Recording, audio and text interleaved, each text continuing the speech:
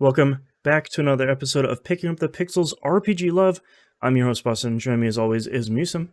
Hello.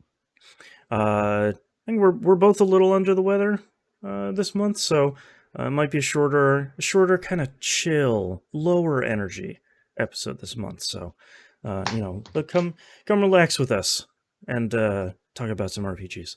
You want to support us financially? You can do so at patreon.com/E1M1. The ones are numbers. The $5 a month tier is the recommended one. That kind of gets you everything across the E1M1 network of podcasts. And that's per month, not per episode. So it's pretty cheap because we put out like 15 episodes of audio every month. So go check that out over there, patreon.com/E1M1. Misum, what have you been playing this past month? Well, I have been playing more Xenoblade Chronicles 3. Ooh, okay.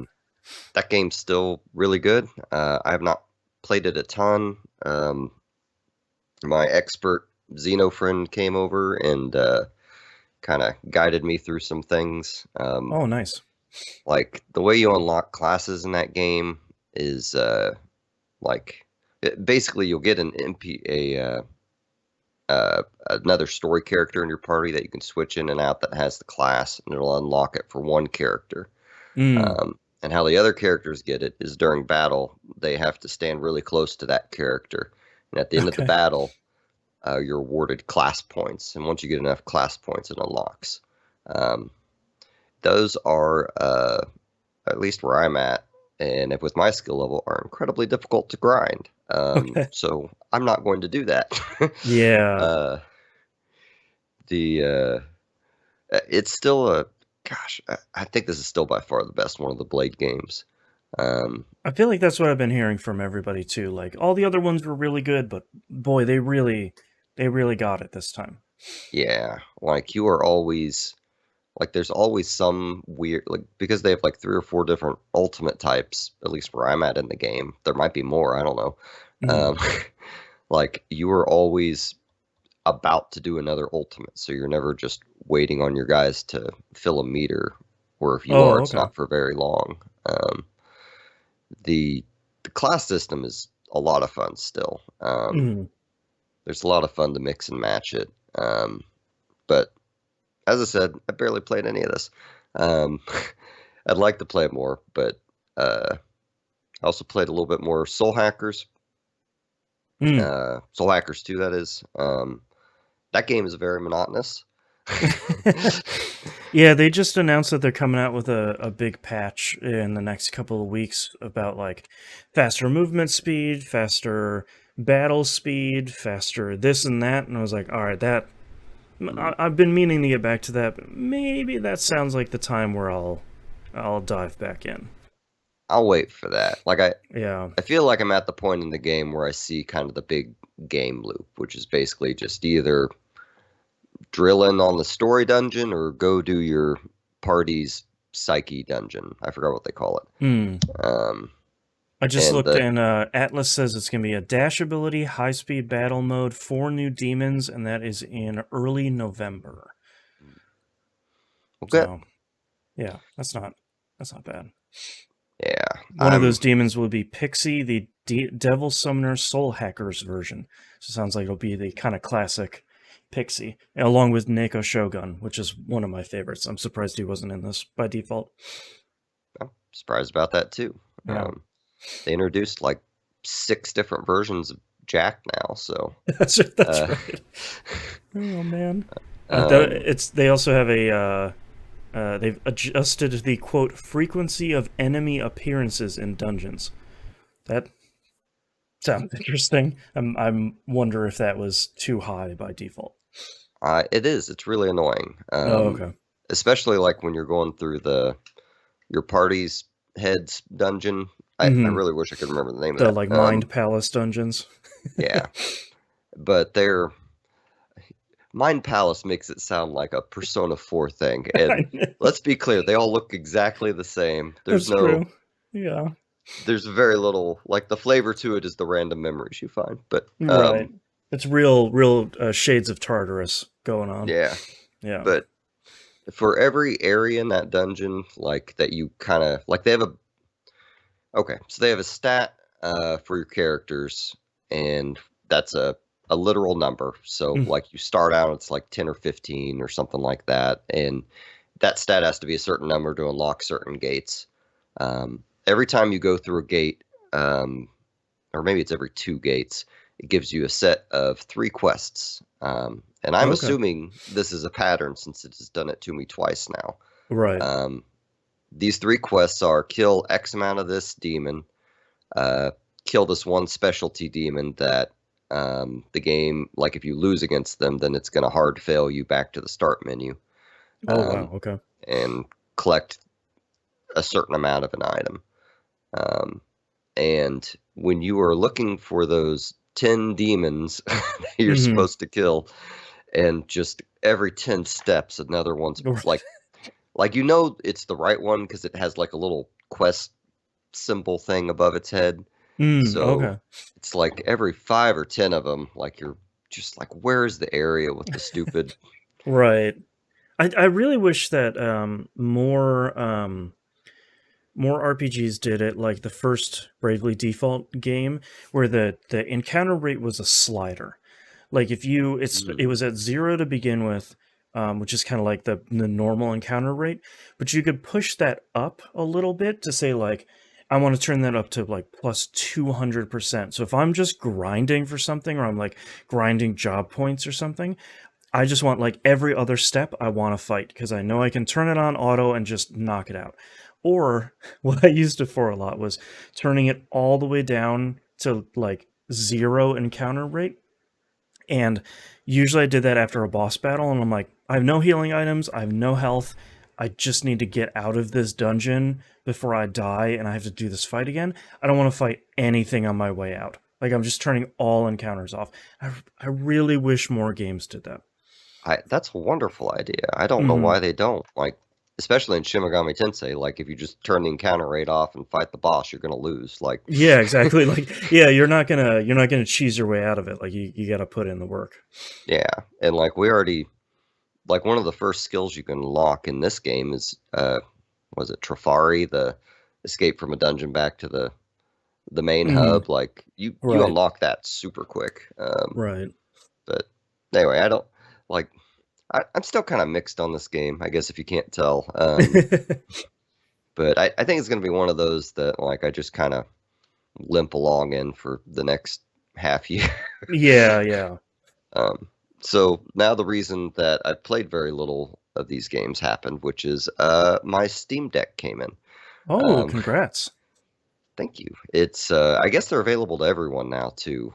Yeah, I just saw a news story about that like yesterday or today, where Steam is like, well, we fulfilled all of our pre-orders and we have a bunch, so just go buy them and we'll send you one.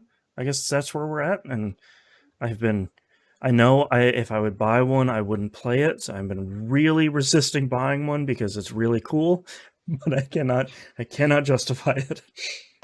I it irritated me because my team lead was like, "What do you think of yours?" I think I'm going to order one. And then he orders it and gets a shipment notification 5 days later. I'm like, I had to wait 5 months. That's right. I was waiting forever, man. uh, anyway, so this kind of turned into like I don't have a USB-C cable, and I've been sick as such that I can't go out to go buy one really. Hmm. Um, and I didn't realize I needed a USB-C cable until yesterday, so Oh, okay. I don't know, I haven't messed with it. And then they released the Steam Dock, and I just ordered one of those because Oh, I yeah. mean, why at this point? Not. Right. But point being, I have not seen desktop mode. I have not extrapolated like let me install a bunch of emulators and ROMs and crap Oh, on it, sure, you sure. know. Right. But I have gone kind of crazy on just trying things out. So because I'm me, I immediately installed Skyrim, played for a minute, and then looked on the store for mods and stuff. I'm like, oh, that's right, they came out with that anniversary upgrade that Oh, right. everyone was a little angry about them for because you're milking a Right. however Now, old that now game with is. fishing. Um, but I bought it. It was $20. Oh, that $20 isn't bad. Yeah. It, and honestly, at the end of the day, like I Skyrim gets a lot of guff, and it probably deserves it. But it's one of my favorite games of all time. It's a it's a good comfort food. Yeah. So um the the anniversary update obviously doesn't make it like a new Skyrim, but it adds like okay, it adds a lot of content where I'm not expecting new content. So like I go and meet the Earl of it's not Windhelm, is it? Is it Windhelm? Something like that. Yeah, Winter, Windhelm, right. winter, Winterhold's the one where winter. the Oh, okay. that's the cold Texas.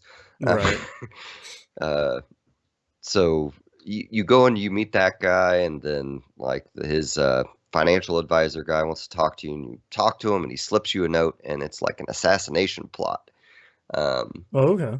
And you kind of just go run and uncover it like immediately. And they have lots of weird little note stuff they point you to, or hey, here's a new property that you can now buy that is fully furnished. Ooh, all right. That is here, and they added a lot of horse things to it. Like there's a unicorn evidently you can recruit, but I have not. All right, now we're talking. I have not found the unicorn yet. Because the problem is I still have to go through all the beginning stuff in Skyrim, and I don't want to do it again. Right. But it's still Skyrim. You know if you like that game by now or not. Right. I think if you're a Skyrim fan, then the anniversary update absolutely adds new stuff to it. It is, all Creator Club stuff, which I don't have a great understanding of that. But my understanding is the Creator Club is just paid mods. Yeah, and I think the mod creators get some sort of revenue share, I believe. And that'd be good. Yeah. And I have not browsed heavily through that store, but I basically installed all that. It does not install itself automatically if you have the special edition, so that's odd. An odd, yeah. Yeah. Like it kind of gosh, I think I was I even home at the time when I was messing with it? I feel like I was in a hotel. I was like, why isn't any of the creator stuff? Okay, well, that's right. Let me go over here. Oh, it says I have a bunch of stuff. I hit download all, and it literally like froze up my Skyrim for like a half hour. It's like, all right, buckle up. Let's do this. You asked for it. Yeah, it's anyway. I don't know. It's neat. So then, because I'm still doing comfort food, I downloaded Persona 4 Golden. My friend John bought this for me years ago, and I never got around to playing it on PC. Did you play the Vita version? Yes. Okay. Yeah, and that was actually the only version I've beaten was the Vita one. Yeah, ditto. So, it's funny going back. Like I started that game, I'm like, oh man, it feels so stress-free going back to this game after like Persona 5 where everyone is out to get you. Right. Where everyone's like, you're going to be expelled by this date if you don't do this thing. And right. You're going to this quiet town where everything's like way more low-key. Like it felt a lot like coming home in a way. And I had the realization that Persona 5's biggest problem is it came out after Persona 4. Right. It's that 4 could use some quality of life features at this point, that 5 had, but it probably is the best game in the series. I don't know.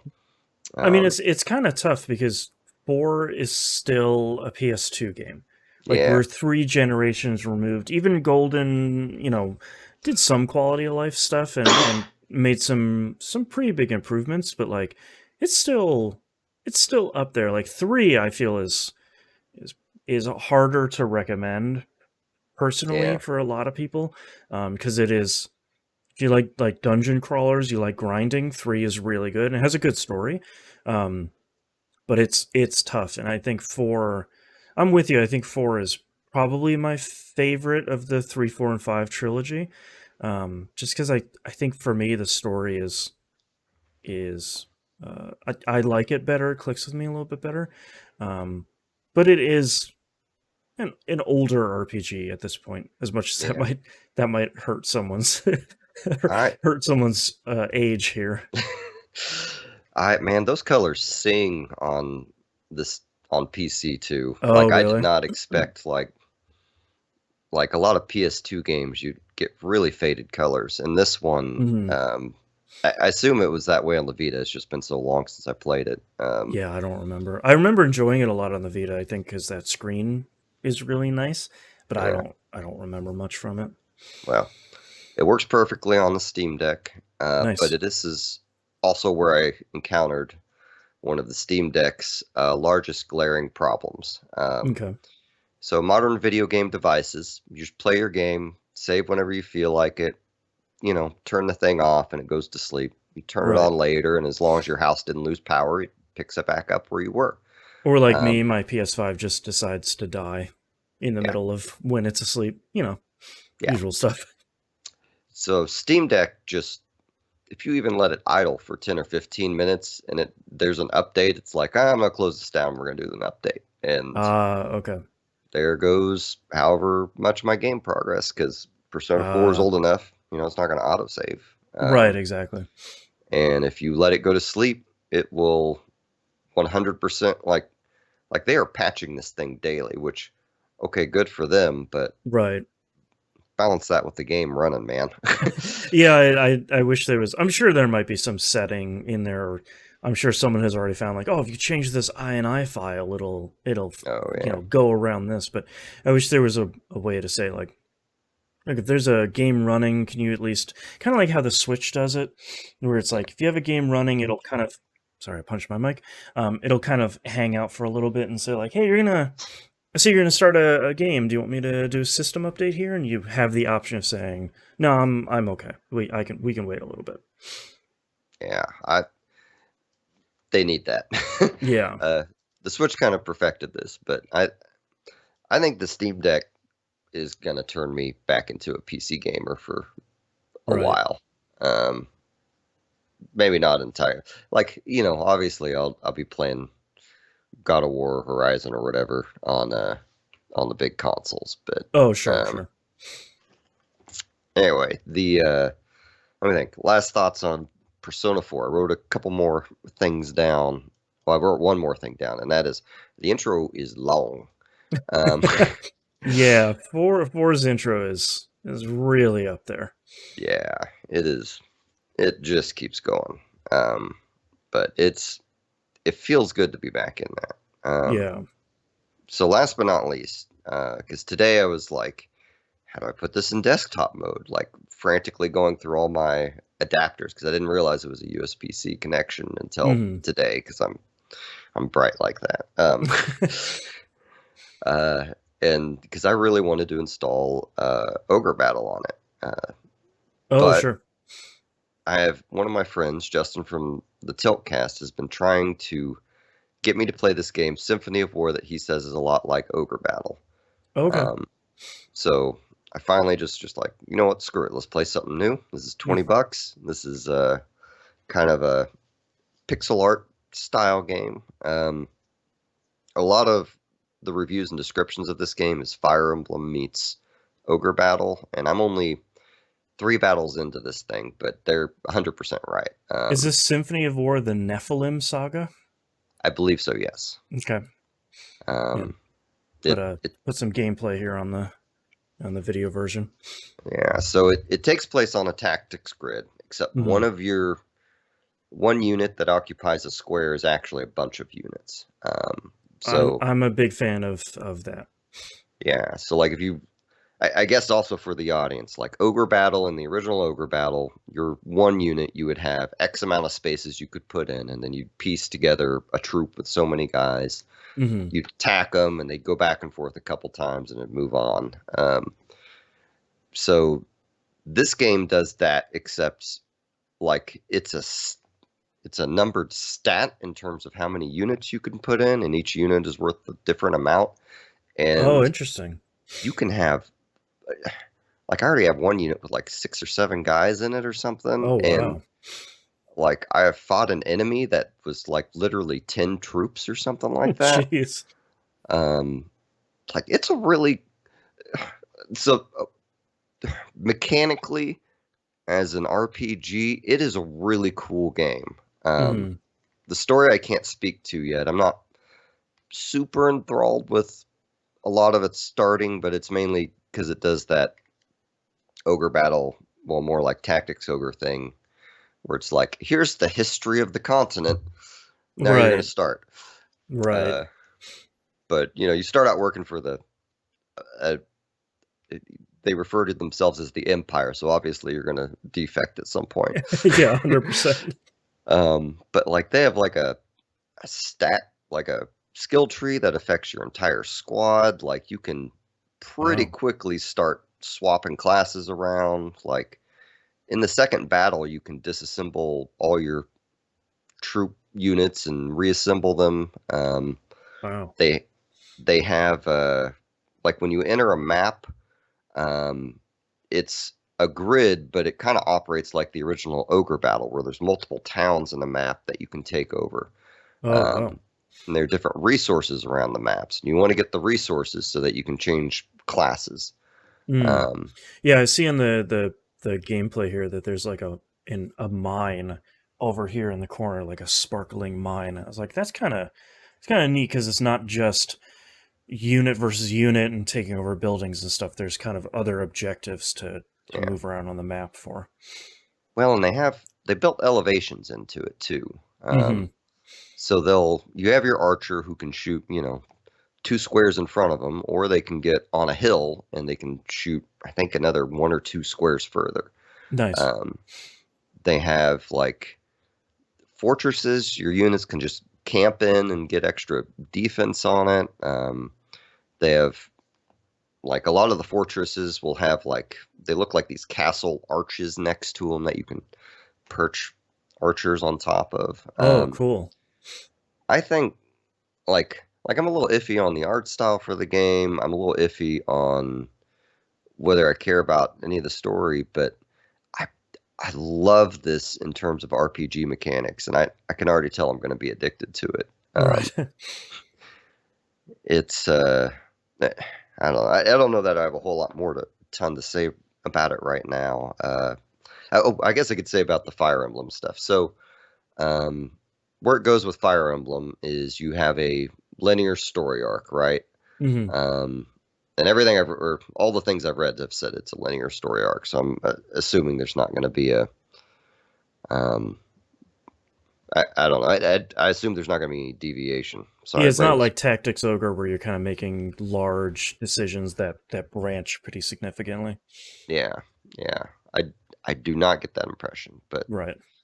I don't know. That might be wrong. Um, but the like in battle, they have the uh, what is it like spears beat horses. Um, Oh yeah, you're kind of rock paper scissors sort of thing. yeah, they have that bit in it, and they also have between battles you can have conversations with different characters Oh, nice. um, that will increase their relationships and such. Right. But I just got it today, and I've been playing it all day. If It that tells you looks anything. really cool. Like I don't think we get a lot of RPGs that are this style anymore, and this one looks like it's really well made. Yeah, like one of the reviews I can't remember if I was reading or watching it. It doesn't matter. Um, said like, yeah, they say it's a 40-hour like campaign, but if you are managing your troops and having fun with those systems, like it's probably going to take you a lot longer than 40. So, Oh, nice. which in a game like this, I kind of want like that length to it, and I want that Yeah. depth. And Yeah. it seems like mechanically there's going to be a lot of depth, and it's going to be like I don't think it's going to be a challenging game. I think I'm going to eventually have troops that have like 15 or 20 units. They're Yeah, just yeah. You got like 20 archers raining down. yeah, Yeah. like gosh, like one of the first like so the skill tree is divided in like 3 sections. Um, and I haven't quite gleaned what that deal is yet. But like one of the first skills I chose was like, hey, you get these bonuses to all your troops if your unit has more than something like 2 troop types in it. So like, Oh, okay. hey, I built this with a mage, an archer, and a fighter. So let's go. Right. That's kind of neat that they're sort of encouraging you to mix and match instead of like, I have 20 archers here and I have 20 mages here, and then I have, and kind of trying to do it that way. Yeah. I will mention in terms of like troop managing functionality, I feel like the UI could use a little bit more work. You got to have a troop, a unit. I don't know what words to use. You got to have your fighter guy assigned to a unit to change his class. Okay. And things like that. And like the original ogre battle, you could just throw them all on a dump and then, change them there. Right. But like each unit does have a disband unit or remove all troops button, so that's nice. I think it's gonna be like, I like this game a lot. If anyone out there likes ogre battle and possibly Fire Emblem, I feel like Fire Emblem is on the simpler side of a lot of tactics RPGs, and that's I'm not saying that to be mean to anyone. Like obviously the characters permadying is an issue, is difficult. Right. But it is to say, like, you're going to be doing a lot more inventory management than I think you would in a Fire Emblem. And this game is maybe not the best at spelling some of those systems out. Okay. But it also seems to not punish you for experimenting. Nice. So anyway, I like it. I feel like for $20 you can't go wrong either. So. Oh, that's a good price. Anyway, so that is all I've been playing. What do you got, Boston? I have only been playing a new RPG that I have been. We talked about this. I think it was last month. It's an RPG called Jack Move. I think we had discovered it together before we recorded last month's episode and said, "Hey, this thing looks pretty cool." It kind of came out of nowhere, seemingly. I've played, I think, like 5 or 6 hours. And I think I'm probably about a third of the way through it or so. So it seems like it's one of those kind of 20-hour RPGs. I think it's only like $15-20, so it's very reasonably priced. But what I think is really interesting about Jack Move is it's a kind of like a near future cyberpunk sort of thing, where when you're walking around the environment and you run into a random battle, you pull out your deck. And like you very clearly go into the internet and then fight your battles there. And actually, speaking of, we were talking about encounter rates. This actually has a bar in the upper right-hand side of the screen, and as that bar fills up, you're more likely to get into a random battle. So you kind of have an idea of how close you are to a battle. And this actually has an encounter rate that you can change to, which is really great. I had to do that once after I got into. There's no real downside to dying. Like it can kind of respawn you at the entrance of the area you're in. But I kind of got deep into an area and thought, goodness, I have no healing. This is really bad. I kind of need to get out of here. But what I think is really neat about this is it is a single party member RPG, which we don't really get too many of anymore. So it's just your character against X number of other characters. And you attack primarily through executing attacks like viruses and things like that. There's no real... You're not really slashing anybody. Like, you don't really have any weapons.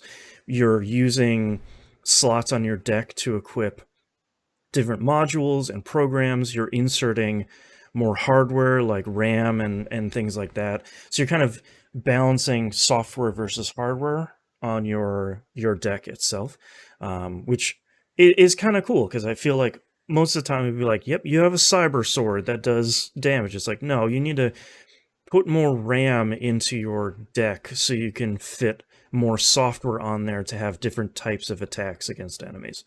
I like all of that. So far, I think the story has been fairly solid. I think it's written pretty well. I think it's I feel a little bit mean saying it's been kind of predictable so far, but that's not really a negative. It's just sort of like, yeah, that's where I kind of want the story to go. And I I think also it has some of the best pixel art I've seen in a really, really, really long time, and this is a very small team, so I'm incredibly impressed. If anybody's curious, go watch some gameplay of this. It's really good. Also, have to they what I like about a lot of modern indie games is they have a lot of accessibility options, and one of them in this game is the same type of thing we had in that Eichenfell RPG we played on Game Club, where you can just kind of give yourself a win button, where it's like I will hit this button in the options menu and it will just win the battle for me. And in this game, it's called Buffer Overflow, which I think is a really a really smart choice to have your in-universe name for your win button. My only criticism with this game so far is boss battles are a slog. And it's not even that they're difficult, it's that, let's say the boss has like 5,000, 6,000 health, and your normal attacks are doing like 200 damage. Oof. So you're never really at risk of dying, but it's just you're gonna be there for a while, and that is kind of frustrating. You get to do these big flashy attacks when your jack move bar fills up, and those typically do like 1,500 to 2,000 damage. So they're kind of your limit break equivalent. So I appreciate that they have something there, but the normal battles are fine. I feel like they're paced pretty well. But the boss battles so far have just been sort of like, all right, I'm just gonna keep plugging away at this guy for quite a while. Okay. But Jack Move is cool so far. I kind of wish I had more to say about it, but so far it has largely been kind of what I was hoping for out of it. It's just a really well-made kind of single party member RPG. There's been a couple of side quests so far that have been pretty straightforward, but kind of fun. And so far it's cool. I like when indie RPGs sneak up like this, just like you were talking about Symphony of War, where it's like, I haven't heard of this thing before, but I am way into it, and I really like everything this game's got going on. I feel the same with Jack Move. I think this is a really cool game that I think if you're looking for something a little bit different, then Jack Move is going to do it for you. I think it's a cool thing. And I think it's on everything. I'm playing it on PS5 right now, but I believe it's on Xbox, PC, and Switch as well. But it's great. Jack Move is real good. Highly recommended. Yeah, I just added it onto my Steam wish list, so. Nice. Yeah, it's cool. I'd recommend it. All right, let's move on to releases here before we wrap this episode up. Coming out on October 13th, The Last Aura Crew, coming out for PS5, Series consoles, and PC.